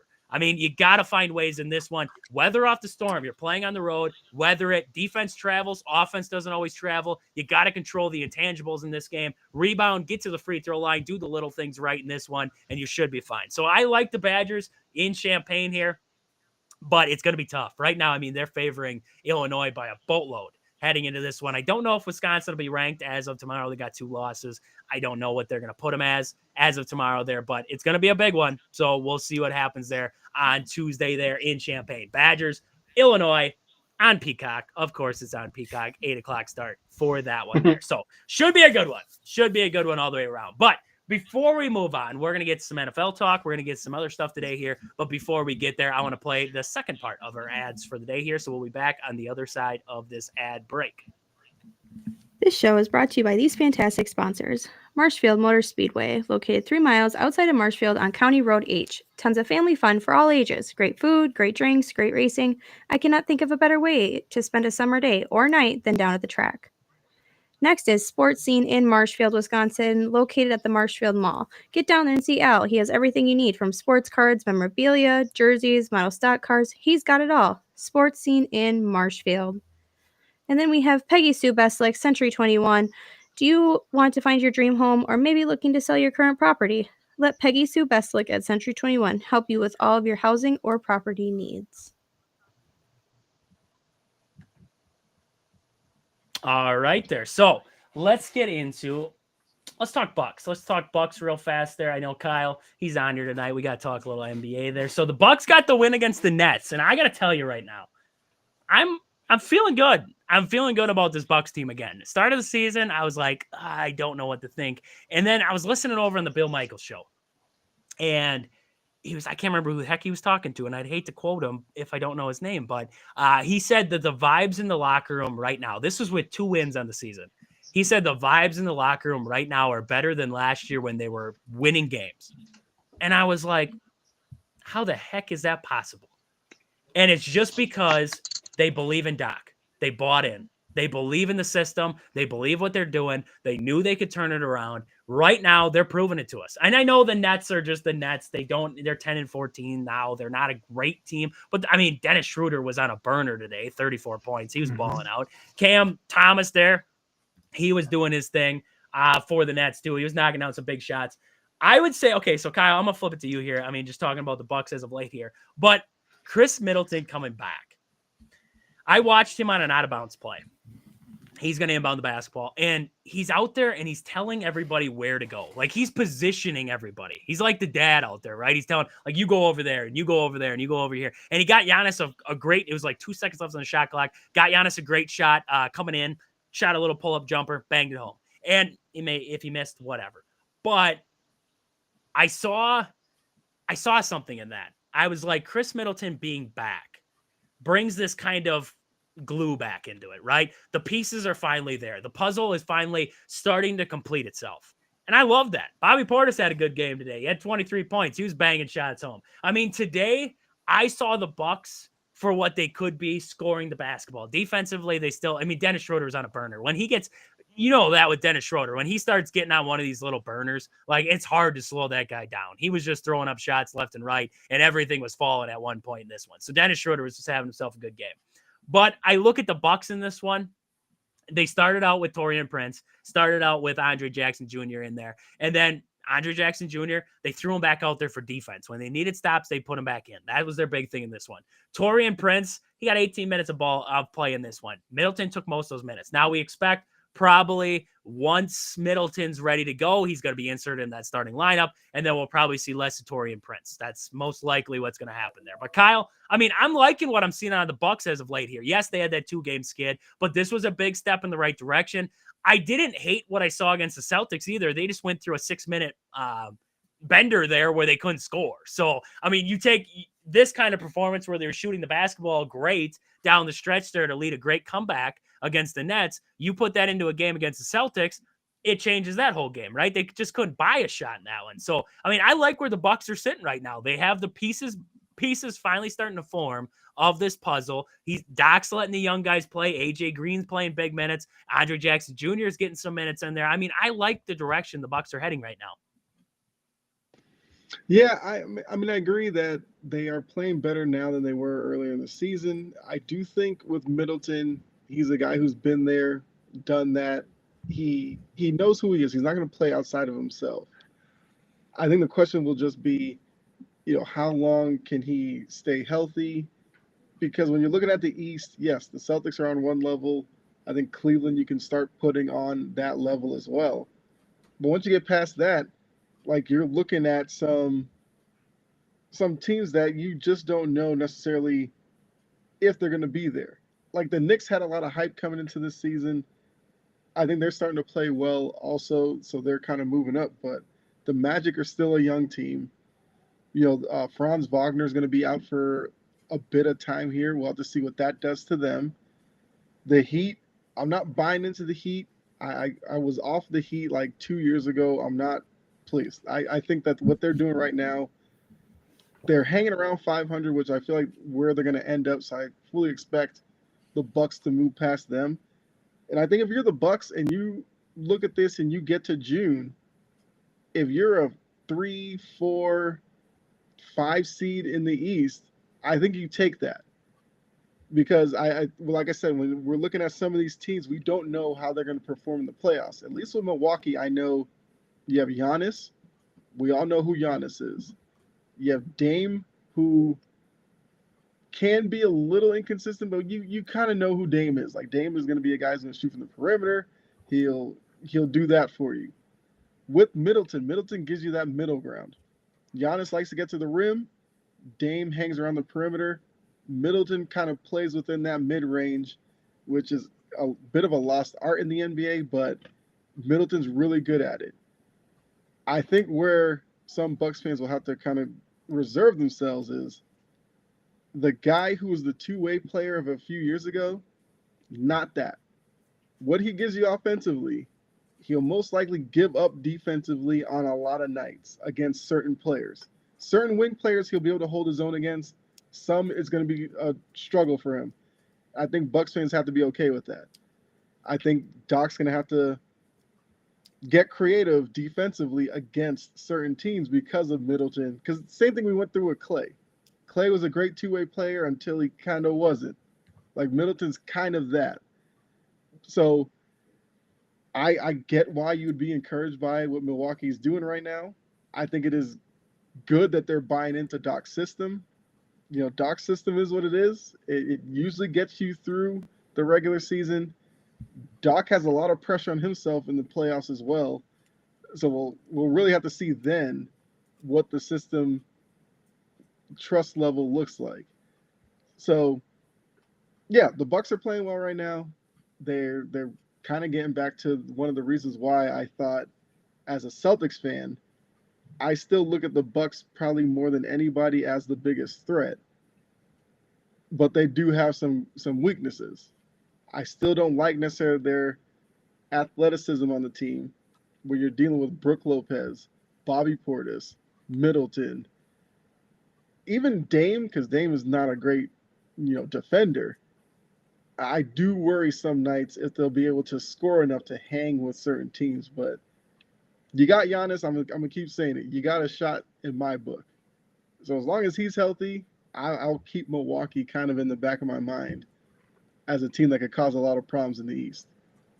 Yeah, no, I would. You know what I am most encouraged about is now with Middleton back, you don't have to rely on Dame to be the guy every single night.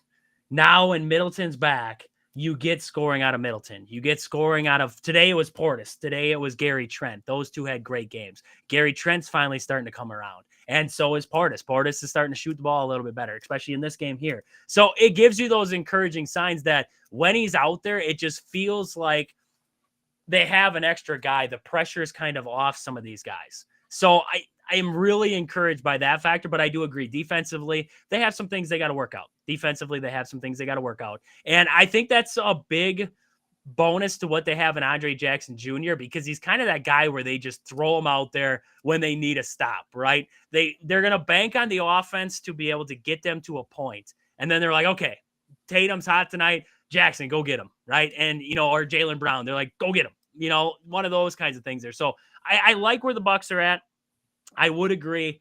Like I said, the defense is going to be the biggest question mark moving forward, but we'll see. We'll see what they do here, but offensively, I like where the Bucks are kind of trending towards right now here. They're going to have their tests coming up, so we'll see kind of where this Bucks team is sitting on the backside of that. But a big win today against the Nets, a comeback win, which is always exciting, right? It gives you a lot of hope too, is when you have, a team that can go down 10 plus points and be able to find their way back into this game and win it there. And like I said, this Nets team, Dennis Schroeder was on a burner today. He couldn't miss. He was knocking down shots all over the place, just chucking it up there. Cam Thomas hit a couple of big shots against them there, and the Bucks had the answer. They had the answer multiple different times in this one. So they have the Magic coming up next. That'll be, I believe, if I'm not mistaken, on the 10th. So that'll be on Tuesday there. They'll have the Magic a 6 o'clock start for that one on TNT. So we'll see what the Bucks do in that matchup against the Magic there. But that's enough about the Bucks. Bucks, they're the Bucks. They're getting wins. They're back above 500. We're feeling good. We're feeling better about the direction of this team. Now let's see, can they keep improving, right? Can they keep improving as we go on here? So let's look a little bit at the NFL for the day here. We're getting towards the end of the show. Let's look into the NFL, see some of the scores from the day. Some pretty interesting, some good games all the way around there. The Chiefs and Chargers are on right now, 6-0. The Chiefs have the lead over the Chargers. We'll start out at the top here. We see the Jaguars get the win over the Titans 10-6. We see the Jets lose to the Dolphins there. Aaron Rodgers leads a game, a drive to set up the game, the go-ahead field goal, right? He did what he had to do.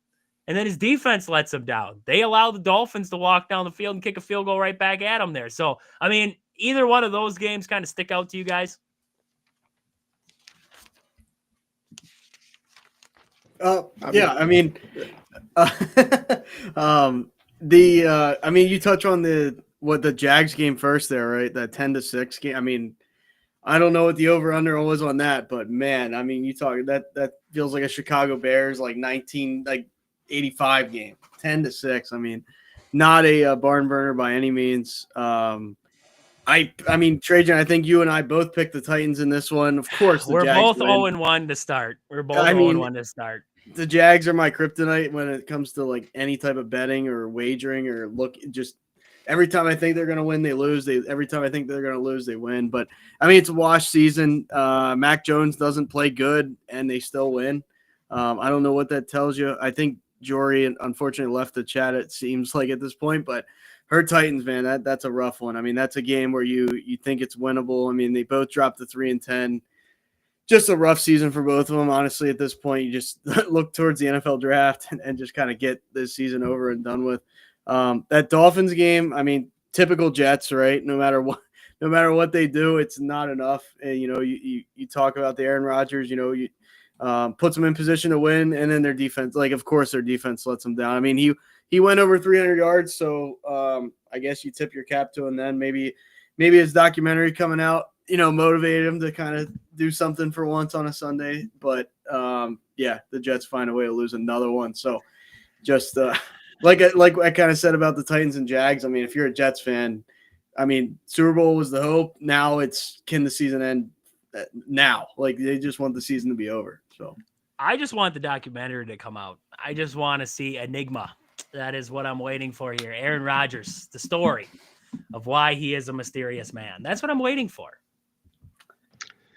I'm not gonna watch it. I don't care about Aaron Rodgers. Oh, you gotta watch it, Kyle. the radicalness of it. The radicalness of it. Look, if this leads to him retiring and leaving, good. I feel like what he's doing, it's like if you were a team next year and Aaron Rodgers was out there because the Jets were like, we're done with you. Who's knocking down his door to bring in all of his drama, to bring in all of his requests?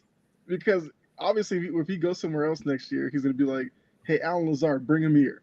Devontae Adams, bring him here. It's going to be like, well, we don't want to become what the Jets were last year.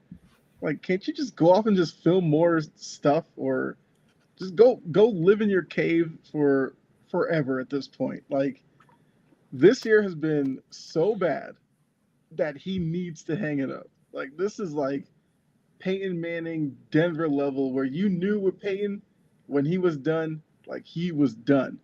I think that's what Aaron Rodgers is right now. I mean, I guess it's fine that the Dolphins got a win there, but I'm not impressed by either team. Like the Dolphins, this is a season where the Dolphins are supposed to be kind of supposed to be legit. They were supposed to win this AFC East off of last season, and they look like a complete mess. I think the whole aura behind Mike McDaniel gone. The offensive genius clearly isn't that when you're looking at their record. And if the reports from Woody Johnson and everything are correct that like he's ready to move on from Aaron Rodgers, that might be the first smart thing to come out of New York in a while. Like I don't care what the dead cap or whatever that looks like with Aaron Rodgers. You rip the Band-Aid off and you move on. And that means Lazard can go. Devontae Adams, you can go somewhere else as well. Like, New York needs to take over their franchise again. Go in the draft, get somebody, and start it over. The defense as well. Like every part of the Jets team has slipped. They're not even great defensively anymore. Not at all. No. It's a complete mess right there. So, yeah, buy Aaron Rodgers. That's my only thing. Buy Aaron Rodgers. I like that. I like that one there. So, imagine. Oh, sorry, Trajan. You're good. I want to get your perspective on this. Let's just say they like Aaron Rodgers. I don't want to wish injury, but like let's say he went down in like week 6 or something, and then Robert Saleh keeps his job because they're not going to put that on Saleh. Then they somehow get a quarterback for the future in like this year's draft or whatever. Like imagine like this Jets defense, that and the Jets team was not that far off, and now because they've let Aaron Rodgers hold them hostage, they've now put themselves back. I mean, this could be like a Giants situation. This could be like they're that bad next year. Because, I mean, they're 3-10 this year or whatever. It's like they allowed a 40-year-old guy who didn't have it, who hasn't won a Super Bowl since 2012, hasn't been in a Super Bowl since 2012. Like, it's just so – I mean, I would be losing my mind. I'd probably be like, you know what, I'm going to the Bills. Until this team figures something out, I just – that's all-time awful, like what they did. And like, not saying Saleh was like Belichick, but like that defense was balling out when under Saleh, and now they're not good. They're just not. I don't know. What do you think, Trey? Like if they just let Saleh ride it out, would they be in a better position? I have to think they would be. Like I think so. I 100% think so. I think Saleh leaving was a big part of the defense starting to fall apart too. So it's hand in hand. It wasn't this bad underneath of him last season. And he had Zach Wilson leading the charge. So more wins. Yeah, where do you draw the line there? So Anthony did say you think that they should tag Sam Darnold as insurance. You think the Vikings should tag him there? And we were going to talk about the Vikings here coming up against the Falcons, but should they tag him? See, this is a spot that I could have seen Aaron Rodgers going. This is one of those spots. Sam Darnold's going to get a payday next season. I really do think, and it's sad to say, but I think he's going to get a payday next season. I don't think it's going to work out somewhere else. I think that O'Connell has done magic with him, and he's done magic with quarterbacks in the past. And when they leave him, it's not always brighter on the other side. Yeah, I could see it. I could see him trying to bring him back because they don't think J.J. McCarthy's going to be ready to go year one, and he's still going to be working himself back. I could definitely see him tagging Sam Darnold. I agree. I think they would. But look, if you're Sam Darnold, you're not in a terrible position because there's going to be teams who need quarterbacks, obviously. But the crop of quarterbacks come out of college, I feel like it's very kind of hit or miss on whether or not you like them or not. So some team's going to miss out on one of those quarterbacks. A team's going to get a quarterback that they feel like isn't ready to go right away. And a guy like Sam Darnold, who's clearly going to be a bridge type of quarterback at this point in his career, he's going to clean up for, all the seeing ghosts with the Jets and everything. Like, it took him getting to a coach, offensive inclined, getting, weapons like Justin Jefferson, Jordan Addison, TJ Hawkinson, Aaron Jones to show the potential that Sam Darnold never got to show in New York because, the New York's just a mess. Somebody's going to fall for it. Maybe he's a good quarterback now and he can get past New York, but you're telling me like the Raiders, if they don't get a guy in the draft, they don't want another year of Gardner Minshew and Aiden O'Connell. Maybe they bring Darnold in. If you're the Jags and you're looking at Trevor Lawrence potentially getting hurt, would you take Sam Darnold over like a Mac Jones? I don't think Jackson would be involved, but it's just like if you're the Rams and you're looking at Matt Stafford's getting towards the end, is Darnold a guy you bring in to maybe make a transition there? He's going to have suitors for sure. Aaron, what do you think? That's like what's the tag him would be what over 30 million probably like around that's I don't know the tag like estimate on the money side of it. I don't how I feel about it. To his credit, he's playing well, right? He is playing well. Like today was kind of I don't know. Do you take today as like a battle of the two like the lesser evils? It's like I know Kyle is a big Kirk Cousins guy, but this Kirk Cousins is rough. Not very good. He was never the guy who was going to win you the big game. Now it's like he clearly can't win almost any game. So that's a problem. But if you're the Vikings, I don't know. They're 11-2, which is great. Like it doesn't feel real, but he balled out today. He did ball out today against a decent defense. They're not amazing, but they're not bad. I guess I'd have to see the number. I wouldn't personally give him over 25 million because I don't know. He might be worth. You're not going to franchise tag him then. It's projected to be 41 million, the franchise tag. Yeah, see, that's I couldn't do it because I know come the playoffs, I maybe I'm wrong that he's not going to implode in the regular season. He's going to implode in the play. I would put my life savings on the fact he'll throw 3 picks in a playoff game and cost them the playoffs.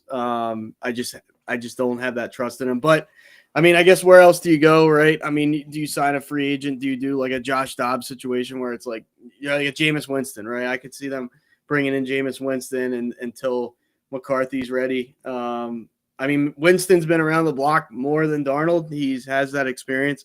Maybe he could mentor him better. I don't know. I think Sam Darnold's a smart football guy. It's just I've always doubted the ability, but he's played well enough this year. I don't know that the money part of it's where I go back to like I would never want to give Sam Darnold 40 million, but I guess 40 million is no longer like holy crap money like how it used to be. I wouldn't, but I can see why they would. But I would be sick if I was a Vikings fan. They did, but that's me. Yeah, no, I could see that one there. So let's get on with it here. Saints and Giants, 14-11 there. The Saints just snuck out the win. The Giants missed the field goal late that one to tie it. So Giants being Giants. That's about all we can say there. Eagles squeak out the win against the Panthers. Bryce Young and the boys came to play today. Wow, in Philly. 22-16 there. Aaron, thoughts coming off of that Eagles game there? Yeah, I only really got to see the highlights there, but that was man, I don't know. I think they took him for granted. Not give Carolina credit. They did what they had to do. I mean, even Chuba Hubbard played pretty well there against them, even against that rush.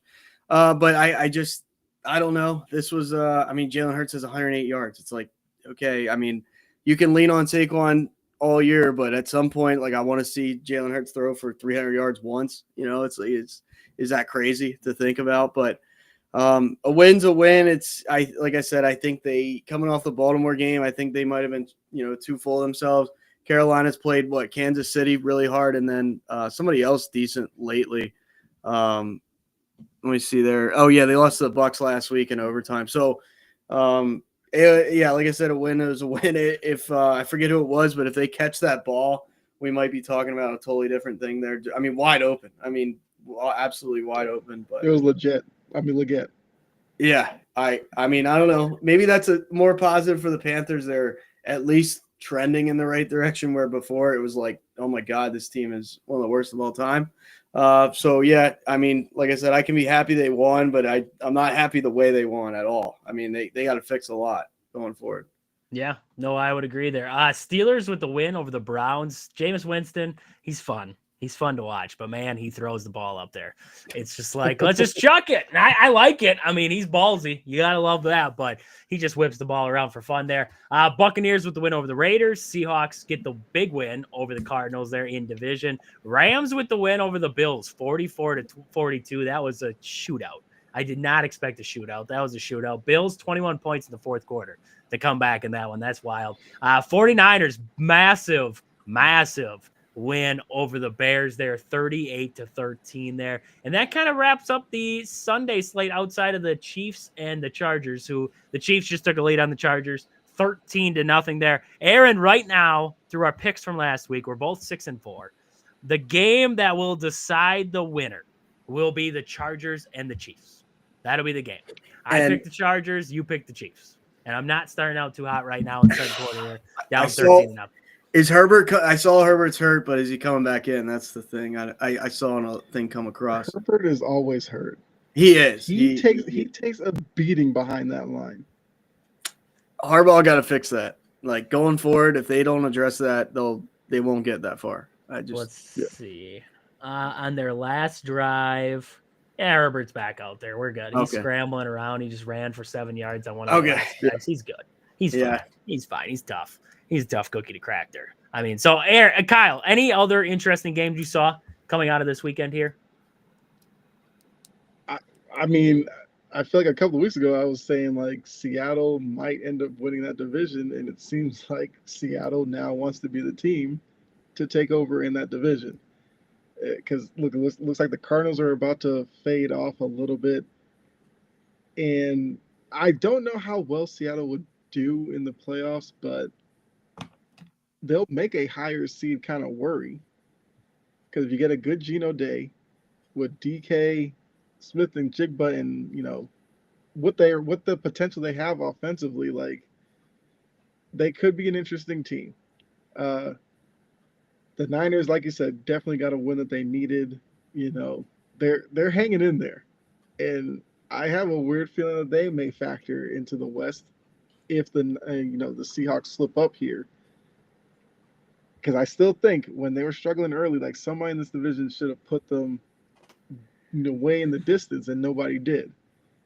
So now they're feeling like if we get a couple more guys back, like we might be able to turn this around. But yeah, in the grand scheme of things, like it was kind of a predictable Sunday. A lot of the favorites I feel like won. I know Aaron's Eagles you were talking about. I just think for Carolina, like if you're a Panthers fan, you're looking at this like we actually look competent. That's not something they could have said early in the year or last year. That's actually progress when coming out of Charlotte, that they look confident. Yeah, no, I would agree with that. I would agree with that 100%. So, Aaron, anything you saw interesting-wise, NFL-wise, coming out of the weekend? Not really. Not the most explosive of matchups, or intriguing, I should say. I think I don't know if it's Antonio Pierce's fault whatsoever, but I mean, if the Raiders, like we talked about this, like I think the last show, if they don't nail their next head coach, they are just a poverty franchise. Because man, it's bad. I mean, it feels like how long have they been this bad now? You know, ever since maybe Derek Carr is. I mean, I know it was only a couple of years ago, but like, man, they are hot garbage at this point, and it's just painful. Like, that's a team where they left their fan base. I get it, the whole Oakland thing, but then they go to Vegas and just like it feels like they don't matter. You know, it's like that team doesn't matter, and like I feel like they need to. I don't know, Kyle. Maybe your guy Brady will have to coach the team at this point. I mean, it's just getting you use Brady's connection. You bring Mike Vrabel there. Maybe that. All right. I like Vrabes, even though he's a Patriot and Ohio State. Horrible combination for me, but I like Vrabes. I like it. I like the idea there. So I was hoping John would still be in the chat. I haven't heard from John in a while there, but Oregon basketball did lose their first game, so that's exciting. That's exciting stuff. That's why he left. I know. UCLA got 73-71 win against Oregon there. Finally gave them a loss. That craptastic court that they have out there in Oregon, just a terrible place. That's a terrible place. It's an eyesore. I don't know who else. Like, that is just an eyesore of a court that they have. All them dang trees on there and everything else. Was it in Oregon too? Yeah, it was in Eugene. So we played on that craptastic court with the crappy tree silhouettes on there, and UCLA gets the win. So great stuff. Great stuff all the way around. Oregon may have won in football, but in basketball, they still suck. We're good. All right, boys. Anything else we got to wrap us up for the night here before we end her? No, I mean, good show. I always enjoy coming on here for sure. I'll try to be back some point this week coming up. So there we go. We'll have Kyle back there. Aaron, anything else you got to wrap us up here for the night? I don't think so. Hopefully we hear about Juan Soto where he signs this week, so other pieces can fall. I'm tired. I know I bring it up every week, but I'm just tired. Just get on with it. You know, just make it happen. Teasing me with saying Boston's like really involved in this. Now I'm just like, well, do you want that though, Kyle? What if you don't go out and get anybody else? Like, what if this is you get Soto and they don't get anybody else? I'm not for it. Like, if they're that's what I'm saying. Soto, then just blow through the luxury, get a top line pitcher. That's what the team needs. You needed a bat, yes. I actually need a right-handed bat, so I kind of want them to get a right-handed bat as well. And frontline pitcher. If those are the three things you get, fine. If it's just Soto, I mean, sure, the offense might be whatever, but that pitching staff still would worry me. So there's got to be more to it. Are you at all upset about the Tyler O'Neill going to the Orioles? That was kind of a weird one.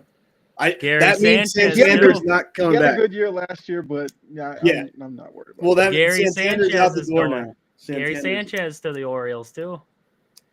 Loading up the big bats. That's all they're doing. Willie Adames to the Giants too. Willie Adames to the Giants. That was a big right-handed bat that the Red Sox were kind of in on looking at, and now he's off the market. They wait too long. You piddle your fingers too much, and the Giants even swoop in and take a guy. Well, the problem is you don't want to go crazy and then have Soto go, hey, we're willing to sign with you, and then you're like, crap, it's a lot of money we're committing. Like, they want to know about Soto first, and then they can look, because there's still people out there. Like, Fried is out there. Burns hasn't signed anywhere. Has Teoscar signed anywhere yet? No. I don't think so, no. And I think the Red Sox are in on Teoscar, and I think Teoscar likes Fenway. So there's a chance they may go after him. Kyle, and there's still that Bregman stuff out there too. I'll give you like a weird hot take though. I don't think the Red Sox get Soto. I think they get Santander from the Orioles though. Because no one's talking about him. Take that. Nobody's really like that Tyler O'Neill signing told me that they're not bringing back Santander. There's no way they bring in both. Like, that's not gonna.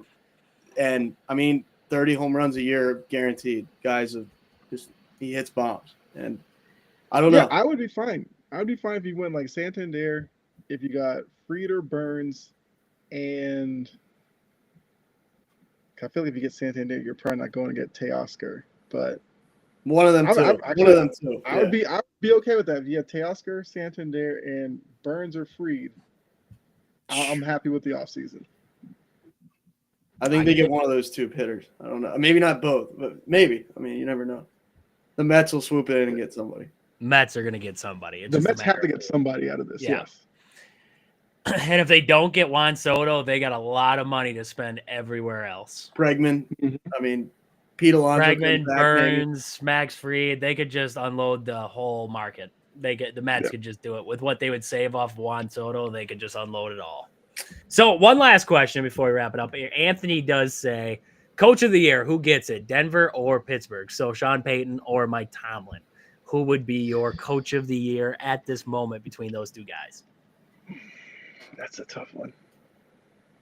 I might go Tomlin. What Pittsburgh's doing right now, I mean, yes, Denver was a surprise as well, but if you were going to tell me that Pittsburgh was going to be, 10, 11, 12 wins, I'd be like, you're crazy. I was expecting them to have like a year like last year where they're hovering around 500. They go on like a late run to get above 500 and 9-8 type of thing, so Tomlin keeps his streak. But now they look like a legit contender. They're the better team of the two. I'd go Mike Tomlin. All right, Mike Tomlin. Aaron, what do you got?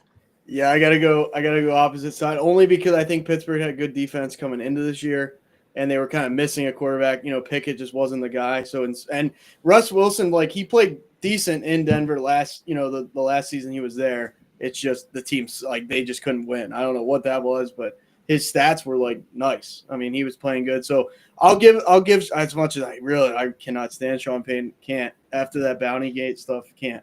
But it's Bo Nix, rookie quarterback. The defense still sucks, but I mean they're winning games. I mean it doesn't suck, but it's not great, right?